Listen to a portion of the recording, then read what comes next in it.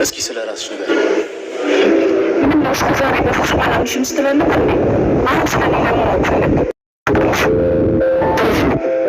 የሮቤል ሚስት ሆነሽ እዛ ምስክ ይህ ነገር እንደሚሳካው እኮ በጣም እርግጠኛ ስለሆንኩ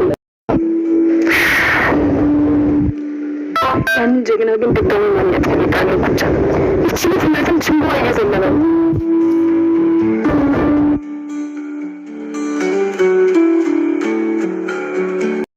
እባክህ ሳሚ ነገሩ ሳይገባህ ቀርቶ እንዳልሆነ አውቃለሁ። ደግሞ የሮቤል ሀብቱ በሙሉ ዘርፌ ጋር መግባቱ አንገብግቦታል። ስለዚህ ያለው ምርጫ ጠልፌ ካልወሰድኳት ምናምን ልትል ነው።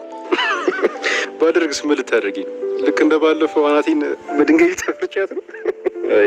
እውነቱን ንገሪኝ፣ ግን ያው እንደዛ እንድታደርግ አልፈቅድልህም። ስትታይ ፈሪት ቤዛ አሁን ላይ በውሳኔዋ ጸንታ እኔ ከዚህ በኋላ ሉላ ነኝ፣ ስለዚህ ሉላ ማድረግ የሚገባትን ሁሉ እኔ አደርጋለሁ፣ ዶክተሩን አግብቼው የሚለኝን ሁሉ እፈጽማለሁ፣ ሀሳብና እቅዴን አሳካለሁ በማለት ውሳኔ ላይ ደርሳለች። ሽብሩ ሉሲን አግኝቷታል። አሁን አለቅም ነይ ወደ እኔ በማለት እንግዲህ ከሳሚ ነጥቆ ሊወስዳት ሲል ሳሮን ከኋላ በመምጣት በድንጋይ ማጅራቱን ብላ መሬት ላይ እንዲወድቅ አድርገዋለች። በዛችም ቅጽበት እንግዲህ ሳሮንም ከሽብሩ ፍቅር ይዟታል። እንዲሁም ደግሞ ሽብሩ ከህመሙ ሲነቃ እሷን ማሰቡን አላቆመም። ሰላም ጤና ይስጥልኝ ውድና የተከበራችሁ ተመልካቾች እንዴት አላችሁ? እግዚአብሔር ይመስገን በጣም ደህና ነኝ። በያላችሁበት ሰላማችሁ ይብዛ እያልኩኝ ዛሬ እንግዲህ ቤዛ ድራማ ክፍል 79 እያላችሁ መጥቻለሁ። እስከ ቪዲዮ ፍጻሜ ድረስ አብራችሁ ቆዩ። ለቻናሉ አዲስ ከሆናችሁ ሰብስክራይብ እያደረጋችሁ አበረታቱኝ። እንዲሁም ላይክ፣ ሼር ማድረጋችሁን አትርሱ። ህይወት አንዳንድ ጊዜ በቃ ፈተናችን አለፈ አለቀልን ከዚህ በኋላ ደስታ ነው ስንል እንደገና ትንሽ ደስታ እንደኖርን አዘን ይመጣብናል። በቤዛም ላይ እንግዲህ እያየን ያለነው ነገር ይሄ ነው። በቃ ከዚህ በኋላ ህይወቴ ተስተካክሎ በሰላም ልኖር ነው፣ እንደገና ሱራፌልን አግብቼ ህይወቴን አዲስ አድርጌ ልኖር ነው በማለት እንግዲህ በፍቅር ዓለም ወደ ፍቅር እንደገና ሊጓዙ ሲሉ፣ ነገር ግን አሁን ላይ ደግሞ ህይወታቸው ምስቅልቅሉ ወጥቷል። በዛች በቲጂ ምክንያት ሉላ ወደ እሷ ቤት ከመጣች በኋላ የቤዛ ህይወት ምስቅልቅሉ ነበር የወጣው። ቤዛም አሁንም ድረስ እንደዚሁ እየባከነች ትገኛለች። ሽብሩ እንግዲህ ወደ ነሳሚ ቤት መጥቶ ነበረ። በመጣም ሰዓት ሳሚ እንዲሁም ደግሞ ሱራፌልና ቤዛ ያው አብረው እያወሩ በነበረበት ሰዓት ነበር የመጣው። አሁን አምጣ ሚስቴን የት ነው ያረካት? ሉሲ ነው ማነው የምትላትን አምጣ ደረት ክንሳልለው በማለት እንግዲህ እጁን ሽጉጡን ወደ ሳሚ ነበረ የደቀነበት። ተረጋጋ፣ ምን እያደረክ ነው? አሁን እዚህ የለችም እሷ፣ ተፈለክና ግባና ያት ሽብሩ በማለት ነበረ እንግዲህ ሱራፌል የተናገረው። ሱራፌል ግን አንተ የወንድም ሚስት የወሰድክ በማለት ድግስግስ፣ አንተ ከኛ ዘር ወጣ አይደለም ቱፍ በማለት ነበረ እየዛተበት። በስተ መጨረሻም እንግዲህ እንዲህ ሲናገረው ሱራፌል ሄዶ እንቅ ያደርገዋል። ያው ሽጉጥ ይዞ ስለነበረ ሽብሩ ድንገት ይባርቅና ይተኮሳል። እንግዲህ ቤዛ በመደንገጥ ትወርቃለች። ቤዛን መተዋት ብሎ ሽብሩ እግሬ አውጪኝ ብሎ ነበር እንግዲህ ወደ ውጭ የሮጠው። በዛ ሰዓት እንግዲህ ቤዛን ወደ ቤት አስገብተው እንድትረጋጋ ካደረጓት በኋላም ምን ሊፈጠር ይችላል? አሁን መቶሽ ቢሆንስ ቆይ እንዴት ነው ማድረግ ያለብን እያሉ እየተጨናነቁ ይገኛሉ። ይህንን ነገር ሊያደርግ የቻለው ቤታችንንም ሊያመለክት የቻለው ያ ዶክተር ነው። ስለዚህም ልኩን ልንሰጠው ይገባል እያሉም ይገኛሉ። ሽብሩም እንግዲህ ወደ ዶክተር ሮቤል ጋር ሄዶ ነበረ። ከተፈጸመው ነገር በኋላ ያደረገውን ነገር እንግዲህ ለዶክተሩም ሲነግረው፣ ዶክተሩ እንዴት እንደዚህ ታደርጋለህ? ለምንድን ነው መረጋጋት ያልቻልከው? በሰላም ይዘህ እንድትሄድ ለምን እንደዚህ ታደርጋለህ? በማለት ይመክረዋል። በቃ ተሳስቻለሁ፣ ነገር ግን የት አድርገዋት ይሆን? ምናልባት እንደምመጣ አውቀው ደብቀውብኝ ይሆን እንዴ? በማለትም እንግዲህ ስለ ሉሲ አሸብር እያወራ ነበር። ዶክተር ሮቤልም እንግዲህ የሉሲ እኮ ልብ ያለው ሳሚ ጋ ነው። ሳሚን በጣም ነው የምትወደው የምታፈቅረው። ስለዚህ አንተ አሁን በግድ ሰዓት እንኳ ብትሄድ ደስተኛ ሆነ ትኖራለህ ወይ? ምን ታደርግልሃለች? ለምን አተዋትም ካልወደደች በማለት ነግሮት ነበር። እሱ ግን እንዴት አድርጌ እንደማኖራት እኔ ያሳያለሁ በማለት ነው የተናገረው። ሳሚ ይህን ሀሳብ ለምን አመጣው እያለ እየተጸጸተ ነው የሚገኘው። ምክንያቱም ሉላና ቤዛ ተቀያይራቸው ዶክተሩን ሉላን እየፈለጋት ስለሆነ ስለዚህ በሉላ ቦታ እኔ ተካለሁ በማለት ቤዛ ዝግጅቷን ጨርሳለች። እንዲሁም ደግሞ እህቴን አግኝቼ አንዳንድ ነገሮችን ስለሷ ማወቅና ባህሪያቶቿን መጠየቅ አለብኝ በማለትም ተዘጋጃለች።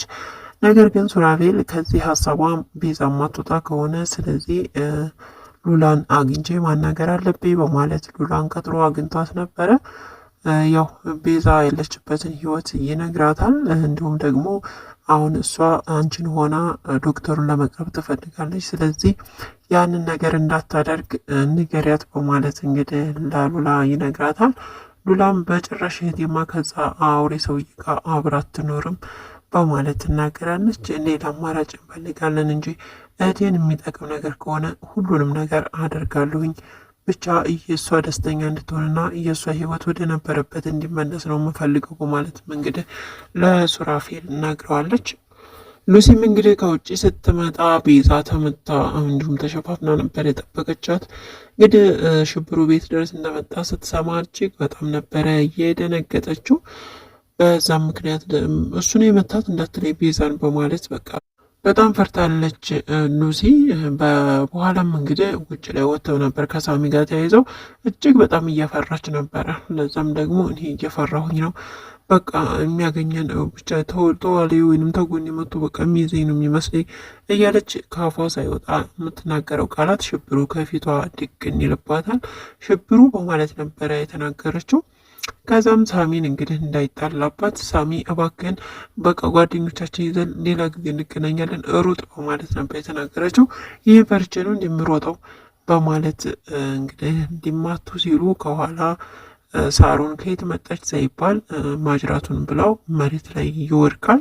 በዛችም ቅጽበት እንግዲህ ተያይተው ነበረ ሽብሩና ሳሮን ማለት ነው። እንግዲህ ኑኑኑ በማለት ከመቱት በኋላ ሮጠው ነበረ ያመለጡት። እቤትም እንዲሄዱ እንግዲህ ሳሮን ወይኔ ያ ሰውዬ እያለች እሱን እያሰበች እየሳቀች ነበረ። ከዛም ሉሲ ምን ሆነሽ ነው እንደዚህ የምትሆኚው? አንቺ ነሽ እንዴ የተመታሽው? እስከ ማለት ነበር ተደናግጣ እየጠየቀቻት ያለችው። እኔ አይደለም የተመታሁት ግን በመምታቴ ተጸጽቻለሁ። እንዴት ያለው እንደ ወንድ ነው! እንዴት ነው የሚያምረው! ውይ ኃይለኝነቱ ደግሞ በቃ ሁሉ ነገሩ በቃ አሁን ትውስ እያለኝ ነው። ያለሱ በቃ ማሰብ አልቻልኩኝም። በየደቂቃው እሱም ብቻ ሆኗል ማስበው እያለች እንግዲህ ሳቅሳቅ እያላት ስታወራ ስለሱ ደስ እያላት ለሉሲ እያወራቻት ነበር። አንቺ ምን ሆነሽ ነው ያምሻል እንዴ? ማን እንደሆነ እኮ ስለማታውቂ ነው እያለቻትም ነግራታለች። ነገር ግን ሉሲ ምን አለ ደግሜ ባገኘው እያለች እየተመኘች ትገኛለች። ልክ አጋጣሚው ደግሞ እሷ ከዛ ስትወጣ እሱም ውጭ ላይ ተገናኝተው ነበረ። እንዲሁም ደግሞ ሽብሩ ለዶክተር ሮቤል ከገዳይ ጋር ፍቅር ያዘኝ በማለት ነበር እንግዲህ የተናገረው። ከሉሲ ጋር ፍቅር አልነበረም ማለት ነው የያዘው ወይም ደግሞ የተገባለት ቃል ስላልና እንዲሁም ደግሞ እልህ እንጂ ከሉሲ ፍቅር አልያዘውም ማለት ነው። ከሉሲ ፍቅር ቢይዘው ኖሮ ሉሲ እዛ ቆማ እሱ ከሳሮን ፍቅር አይዘውም ነበረ። ሳሮንም እንግዲህ እሺ አሁን ብድር ልትመልስ ነው ወይንስ ለምንድን ነው ያስቆምከኝ? እሺ አሁን እንደፈለግክ አድርገኝ ብላ ነበር መንገድ ላይ ባገኘችውም ሰዓት አይ አንቺ ምን ይሻልሻል ብላትም ምርጫውን እኮ ላንተ ሰጠው በማለት ነበር የመለሰችለት። እንግዲህ እንደ አዲስ ተዋውቀዋል። ሁለቱም ደግሞ እንደተያዩ ነው የተደነጋገጡት። እንዲሁም ደግሞ ሉሲ ምንሽ ናት ብሎ ጠይቋት ነበር። የት ጓደኛዬ ናት፣ በቃ እንደ እህቴ አድርገህ ማየት ትችላለህ በማለት ነግረዋለች። በዚህም ደግሞ እጅግ ተደስቷል። ሳሚና ሉሲ አሁን ፍቅራቸውን ሊቀጥሉ ነው ማለት ነው። ምክንያቱም ሽብሩ አሁን ላይ ተገልብጦ ወደ ሳሮን ሆኗል ልቡ። ቤዛም እንግዲህ ከውሳኔ የሚያስጥለኝ የለም እኔ ሉላን ሆኜ ነገሮችን ሁሉ እፈጽማለሁ እያለች ትገኛለች። በስተመጨረሻ ግን እኛንም ግራ ያጋባ ነገር ተፈጥሯል። እንኳን ሳሚን ማለት ነው። አንደኛ ቀለበቷ የለም፣ ሁለተኛ ደግሞ ማህተቧ የለም። በዛ ላይ ቤት ሳሚ ጋር ነበር ተቀምጣ ያገኘችው። ልክ እንደገባ ቤዝዬ በማለት ነበር እንግዲህ ግንባሯን ስሟ ቁጭ አለው።